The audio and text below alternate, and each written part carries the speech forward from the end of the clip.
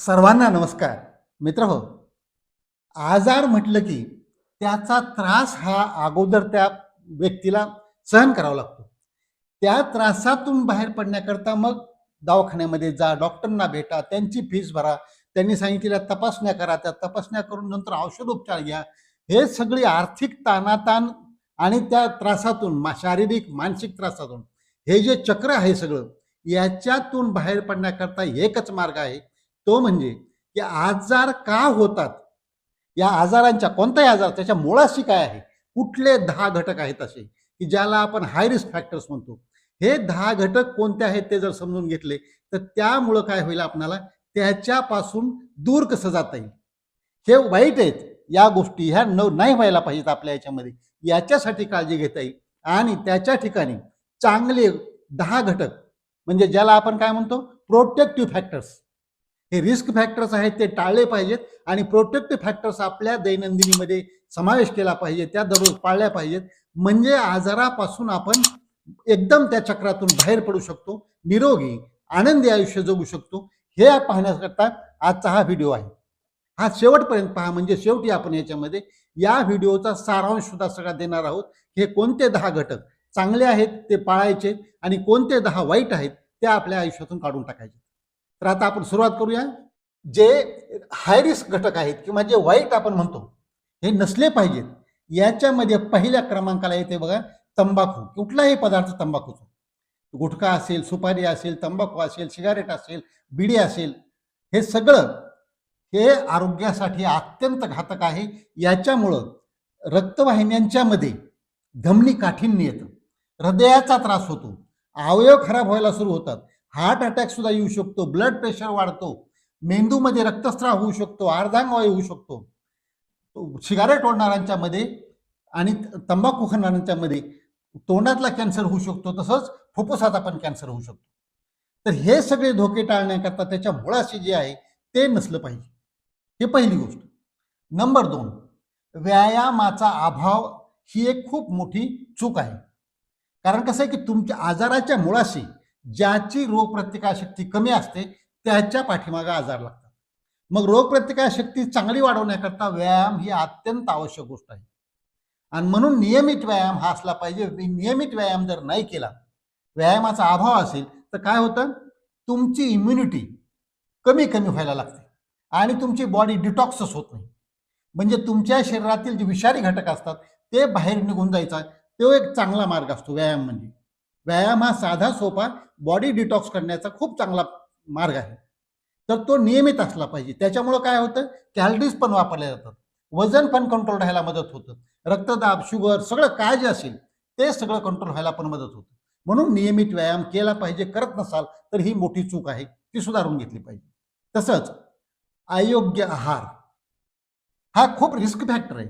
म्हणजे न विचार करता जे समोर येईल ते खायचं, कितीही खायचं, कधीही खायचं, ही अशी पद्धत जर असेल त्याच्यामुळे काय होईल, लठ्ठपणाच नुसता वाढणार नाही, नको ते घटक पोटामध्ये जातात, विषारी घटक मध्ये तयार होतात, चरबी नकोची तयार होते, वजन वाढतं, वजनाच्या पाठीमाग रक्तदाब येणं आहे, शुगर वाढणं आहे, सांधे दुखी आहे, कुठले कुठले आजार त्याच्या पाठीमागे येत राहतात. आणि याचा परिणाम शेवटी होऊन हार्ट अटॅक सारख्या मोठ्या बिमारीला सुद्धा समोर जावं लागतं. कॅन्सर सारखे आजार सुद्धा त्या व्यक्तीला होऊ शकतात. म्हणजे हे सगळं जर असेल तर याच्यासाठी आहार हा चांगल्या प्रकारे घेतला पाहिजे. नियमित आहार, योग्य आहार हा घेतला, संतुलित आहार ज्याला आपण म्हणतो तो घेतला तर चांगल्या प्रकारे फायदा होऊ शकतो. आता याच्यानंतर आणखी एक रिस्क फॅक्टर आहे, ज्यांच्यामध्ये आहे त्यांच्याकरता हा रिस्क फॅक्टर आहे, तो म्हणजे अति मद्यपान. सतत दारू पिण्याची सवय जी असते हे लिव्हरला पहिल्यांदा खराब करते, त्याच्यानंतर हृदयाकडे जाते, हृदयाला पण खराब करते, किडनीला खराब करते. म्हणजे हे जे सगळे त्रास आहेत हे सगळे त्रास सुद्धा अति मद्यपानामुळे होतात. म्हणून दारू पिण्याची जी सवय आहे ही नसली पाहिजे. ती सुद्धा एक हाय रिस्क फॅक्टर आहे. त्याच्यामुळं आतड्याचे पण कॅन्सर होऊ शकतात, अन्नाच्या पिशवीचा, अन्ननलिकेचा, तोंडातला हे कॅन्सर होणं आणि बाकीचे हे सगळे जे आपण सांगितले दुष्परिणाम, त्या दुष्परिणामांना सामोरं जावं लागतं. आता याच्यानंतर पुढचा जो हाय रिस्क फॅक्टर आहे तो आहे उच्च रक्तदाब. तुमचा रक्तदाब कुठल्याही कारणानं, वजन वाढल्यामुळे असेल, ताणतणावामुळे असेल, आहारामुळं, अयोग्य आहारामुळे असेल, व्यायामाच्या अभाव कशाने पण ब्लड प्रेशर वाढला की तो अतिशय रिस्क फॅक्टर आहे. त्याच्यामुळं हार्ट अटॅक येणं सगळ्यात मुख्य कारण असतं ते. आणि नंबर 2 अर्धांगवायू किंवा पॅरालिसिस, याचं पण तेच कारण मुख्य आहे. म्हणून रक्तदाब वाढू नाही दिला पाहिजे. तो वाढला तर तो नियंत्रणात ठेवणं, चांगल्या प्रकारे आपली लाईफस्टाईल करणं आणि रक्तदाबाच्या गोळ्या नियमित घेणं आणि हळूहळू त्यांचा डोस कमी करत करत कालांतराने त्या बंद सुद्धा होऊ शकतात. याच्याबद्दल खात्री बाळगणं आणि तशा प्रकारे करणं अत्यंत आवश्यक. याच्यानंतर पुढचा आहे रिस्क फॅक्टर म्हणजे लठ्ठपणा. वजन वाढणं, तेही तुमच्या कुठल्याही कारणानं असेल वजन वाढलेलं, तर हे वजन वाढलं की त्याच्या मागं आजारांचं मोहोळ लागतं. जे लठ्ठपणा, ओबेसिटी म्हणतो आपण, तुमचं जे स्टँडर्ड वजन पाहिजे, आपण नेहमी म्हणतो की तुमची उंची जी सेंटीमीटरमध्ये आहे, समजा 165 सेंटीमीटर असेल, तर तुमचं वजन हे फक्त 65 किलो पाहिजे. म्हणजे काय की त्या उंचीमधून 100 वजा केले की तुमचं किलोग्राममध्ये ते वजन येतं, असं पाहिजे. याच्यामध्ये जर 10% वाढ झाली तर त्याला साधा लठ्ठपणा म्हणतात. त्याच्यात 20% जर वाढ झाली तर ते जास्त लठ्ठपणा, आणि जर 20%च्या पुढे चालली तर ते हाय रिस्क मधला लठ्ठपणा होतो. त्याला ओबेसिटी, हाय रिस्क ओबेसिटी म्हणतात. आणि 40%कडे जर चालली तर त्याला मॅलिग्नंट ओबेसिटी म्हणतात. म्हणजे अशा प्रकारचं हे लठ्ठपणा कंट्रोल केला पाहिजे, वजन कंट्रोल केलं पाहिजे, तिकडं नाही गेलं पाहिजे. वजन जास्त असणं हा मोठा रिस्क फॅक्टर आहे. तसंच मधुमेह, साखर वाढणं रक्तातली, हे साखर वाढलेली कंट्रोलमध्ये ठेवली पाहिजे. आणि आपण जसं ब्लड प्रेशर करता सांगितलं तसंच जर तुम्ही चांगली लाईफस्टाईल दैनंदिनी जर चांगली पाळली तर ही सुद्धा साखर कंट्रोल करणारी जी औषधं असतात, इंजेक्शन असो, गोळ्या असो, या सुद्धा कमी कमी कमी होत येतात आणि त्या सुद्धा नंतर कालांतरानं बंद होऊ शकतात. आमचे काही असे रुग्ण आहेत की ज्यांचा रक्तदाब पण आणि हे साखर वाढलेली शुगर पण, हे दोन्ही आम्ही जवळजवळ बंद केलेलं आहे. आता 5-5, 7-7 वर्ष झालेले आहेत कोणाला, आता कसलाही त्यांना त्रास नाही. परंतु जे नियम असतात, आता जे आपण हे रिस्क फॅक्टर म्हणत आहोत, त्यांनी हे रिस्क फॅक्टर सोडून दिले, काढून टाकले आपल्या शरीरातून आणि प्रोटेक्टिव्ह फॅक्टर्स ते वापरत आहेत. म्हणून त्यांचं आयुष्य एकदम चांगल्या प्रकारे बनलेलं आहे. तसं आता याच्या पुढचा जो रिस्क फॅक्टर आहे तो आहे कोलेस्ट्रॉल. रक्तातली चरबी, दिसणारी चरबी वेगळी आणि रक्तात वाढलेली चरबी, जी वाईट चरबी असते, त्याच्यामध्ये जे कोलेस्ट्रॉल म्हणतो आपण, तसं ट्रायग्लिसराईड असते, होमोसिस्टिन असते. एक वाढू लागलं की दुसरं पण वाढत राहतं. आणि चांगली चरबी जी असते, जर हे वाईट वाढली की चांगली चरबी कमी व्हायला लागते. HDL, जी हृदयाची सुरक्षा करत असतो हा घटक, हा कमी कमी व्हायला लागतो आणि ही वाईट चरबी वाढायला लागते. मग याच्यामुळे काय होतं, ॲथेरोस्क्लेरोसिस, धमनी काठिण्य होणं तर होतच, तसंच याच्यामुळं रक्तामध्ये गाठी बनतात आणि ह्या गाठी बनल्या की हार्ट अटॅक यायला, हृदयाचा झटका यायला पण कारणीभूत होतं आणि ब्रेन स्ट्रोक ज्याला म्हणतो आपण, म्हणजे अर्धांगवायू व्हायला, ते पण कारणीभूत होतं. म्हणून कोलेस्ट्रॉल नाही वाढू दिलं पाहिजे. वाढणं हा हाय रिस्क फॅक्टर आहे. तसंच आता याच्या पुढचे जे हाय रिस्क फॅक्टर्स आहेत ते म्हणजे वायू प्रदूषण किंवा कुठलंही प्रदूषण, अन्नातलं, पाण्यातलं कुठलंही प्रदूषण, हे आपणाला जेवढं टाळता येईल तेवढं टाळलं पाहिजे. काही गोष्टी आपल्या याच्यातल्या हातात नसतात, परंतु ज्या हातात आहेत त्या केल्या पाहिजेत, कारण त्याच्यावर फुफ्फुसाचं आरोग्य खूप अवलंबून असतं. दमा, अस्थमा या ज्या बिमाऱ्या असतात त्याच्यामुळे होतात, किंवा पोटाचं आरोग्य आहे किंवा हृदयाचं आरोग्य आहे, हे पण याच्यावर बऱ्या प्रकारे अवलंबून असतं. म्हणून प्रदूषणापासून जेवढं दूर जाता येईल किंवा जेवढं टाळता येईल तेवढं आपण ते टाळलं पाहिजे. तसंच सगळ्यात महत्त्वाचा जो घटक आहे आणि तो 10वा शेवटचा, तो म्हणजे मानसिकता. तुमची मानसिकता जर निगेटिव्ह असेल, डिप्रेशनमध्ये असेल, सतत ताणतणावात असेल, धावपळीमध्ये असेल, स्थिर नसेल, बॅलेन्सला तुमचं मानसिकता नसेल, तर तुमच्या पाठीमागं नुसते आजार लागू शकतात कुठलेही. कारण मानसिकता हे पूर्ण मूळ आहे तुमच्या सगळ्या बॉडीमध्ये हार्मोन्स स्त्राव होण्याचं. जर सगळे हार्मोन्स चांगल्या प्रकारचे स्त्राव झाले तरच तुम्हाला सगळे जे काही आपले अवयव असतात, ज्या काही सगळ्या संस्था असतात, ते चांगलं कार्य करतात. आणि हे चांगलं कार्य केलं तरच मग शरीर चांगल्या प्रकारे तुम्हाला साथ देऊ शकतं. म्हणून मानसिकता चांगली असणं, पॉझिटिव्ह ठेवणं, सकारात्मक ठेवणं अत्यंत आवश्यक आहे. हे ठेवणं आपल्याच हातात असतं. तुम्ही सगळ्याशी खेळीमेळीनं वागू लागले, सगळ्याशी मित्र आहेत, नातेवाईक आहेत, कुटुंब आहे, आणि ताणतणाव हाताळायला शिकलं पाहिजे. थोडंसं मेडिटेशन केलं पाहिजे, ध्यानधारणा केली पाहिजे. हे जे सगळे नियम आहेत आणि आपण जे वरचे सांगितले रिस्क फॅक्टर्स, हे रिस्क फॅक्टर्स जर तुम्ही टाळू लागलात तर तुमची मानसिकता चांगल्या प्रकारे राहायला नक्की मदत होते.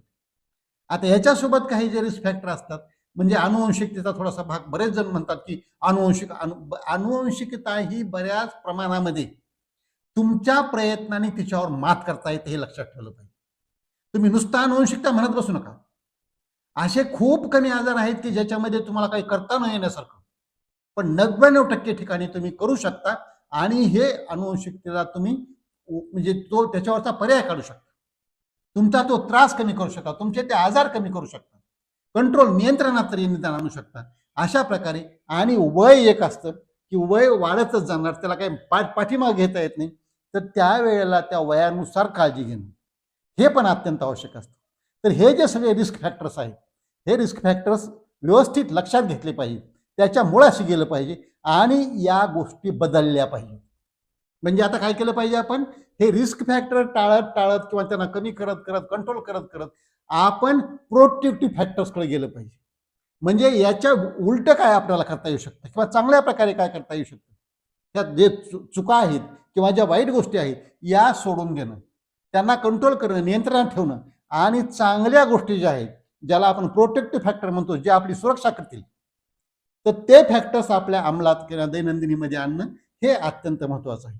आणि आपण प्रत्येक रिस्क फॅक्टर पाहताना त्याला पर्याय दुसरा थोडासा सुचवलेलाच आहे, परंतु त्याचप्रमाणे आणखी आपण थोडक्यात या व्हिडिओचा सारांश थोडक्यात असं पाहूया की हे 10 रिस्क फॅक्टर्स ओळीनं कोणते आहेत आणि 10 प्रोटेक्टिव्ह फॅक्टर्स कोणते आपण केले पाहिजे.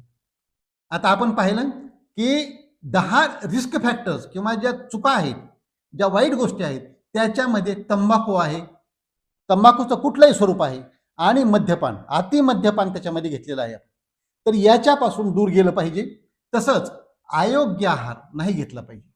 तसंच लठ्ठपणा हे पण त्याचं दुसरं रिस्क फॅक्टर आहे. त्याच्यानंतरचा रिस्क फॅक्टर असतो व्यायामाचा अभाव असणे. व्यायाम नियमितपणानं केला पाहिजे म्हणतो आपण, मग अभाव असणं ही रिस्क फॅक्टर आहे. तसंच वाढता रक्तदाब, वाढलेली शुगर हे पण हाय रिस्क फॅक्टर्स आहेत. तसंच डोक्यावर येणारा ताणतणाव, सतत स्ट्रेस स्ट्रेन हा पण रिस्क फॅक्टर आहे. कमी झोप, अपुरी झोप किंवा डिस्टर्ब झोप, गाढ शांत न झोप लागणं हा पण मानसिकता बिघडण्याचा एक मोठा रिस्क फॅक्टर आहे. तसंच प्रदूषण, यालाही आपल्याला जेवढं कंट्रोल करता येईल, आपल्याला जेवढं त्याच्यापासून दूर राहता येईल आणि आपली काळजी घेता येईल एवढं पाहिलं पाहिजे. तसंच अनुवंशिकता आणि वय हे सुद्धा थोडे रिस्क फॅक्टर आहेत, त्याच्यावर ही मात करता आली पाहिजे. त्या त्या वयानुसार काळजी घेता आली पाहिजे आपली स्वतःची. म्हणजे काय होईल, हे जे रिस्क फॅक्टर्स आहेत, हे जे अति जोखमीचे ज्या वाईट गोष्टी आहेत ह्या या आपणाला टाळता येतील. आणि आता दुसऱ्या बाजूला 10 प्रोटेक्टिव्ह फॅक्टर्स जे आपण पाहिले किंवा असायला पाहिजेत माणसाच्या दैनंदिनीमध्ये, त्याच्यामध्ये संतुलित आहार, योग्य आहार, त्यांनी मोजका नेमका, आपण असं म्हणतो बघा की जर तुम्ही आहार हा जर औषधं समजून घेतला, औषधं कशा आपण मोजून तोलून मापून घेत असतो, तसा जर आहार तुम्ही औषधासारखा घेतला तर तुम्हाला जास्त औषधं लागणार नाही.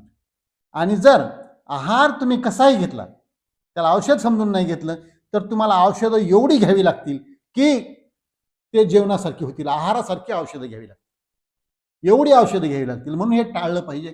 तसंच व्यायाम नियमित करणं हा पण प्रोटेक्टिव्ह फॅक्टर आहे. झोप पुरेशी घेणं, शांत गाढ असणं, पाणी पुरेशा प्रमाणामध्ये नियमित दररोजचं पिणं, पाणी कमी नाही पडू दिलं पाहिजे. तसंच योगा किंवा ध्यानधारणा, मानसिकतेकरता करणं, मेडिटेशन करणं, स्वच्छता पाळणं शरीराची, मनाची आणि आतून बाहेरून पण हे पाळणं अत्यंत आवश्यक आहे. तसंच लसीकरण हा एक प्रोटेक्टिव्ह फॅक्टर महत्त्वाचा आहे. योग्य वयामध्ये योग्य वेळेला त्या त्या लसी घेतल्या पाहिजेत. म्हणजे त्यानं काय होतं, त्या त्या आजारांचं प्रोटेक्शन मिळतं. हा पण चांगला प्रोटेक्टिव्ह फॅक्टर आहे. तसं व्यसनांच्यापासून दूर गेलं पाहिजे, जे तंबाखू किंवा दारू त्याच्यापासून दूर गेलं पाहिजे. तसंच नियमित तपासणी करणं अत्यंत महत्त्वाचं आहे. तुम्हाला सुरुवातीला कळण्याकरता चेकअप नियमितपणानं करा, वर्षातून एकदा तरी चेकअप केलं पाहिजे, हे अत्यंत आवश्यक आहे. आणि कुटुंब, मित्र, तुमची मानसिकता चांगली राहण्याकरता सोसायटीमध्ये इन्व्हॉल्वमेंट हे सगळं चांगलं केलं पाहिजे, म्हणजे तुमची मानसिकता पण चांगली राहील. तर हे 10 रिस्क फॅक्टर जे आहेत हे टाळूया आणि 10 प्रोटेक्टिव्ह फॅक्टर्स आहेत हे दररोजच्या आयुष्यामध्ये दैनंदिनीमध्ये आपण ते पाळूया, हे टाळूया आणि हे पाळूया. तर हे करून आपलं आरोग्य, आपण निरोगी राहून दीर्घायू होऊया. आजचा व्हिडिओ आवडला असेल तर इतरांना पाठवा, लाईक करा, कमेंट करा आणि डॉक्टर राम जावळे हे चॅनल जर आजपर्यंत सबस्क्राईब करायचं राहिलं असेल तर प्लीज सबस्क्राईब करायला विसरू नका. कारण आपलं आरोग्य आणि सत्यमेव जयते, सर्व नात्याहून श्रेष्ठ मला हेच नाते. जय जवान, जय किसान, जय भारत, जय इंसान. निरोगी राहून दीर्घायू होऊन आकाशात भरारी घेऊया. चला दोस्त हो, रोगराईला हाकलून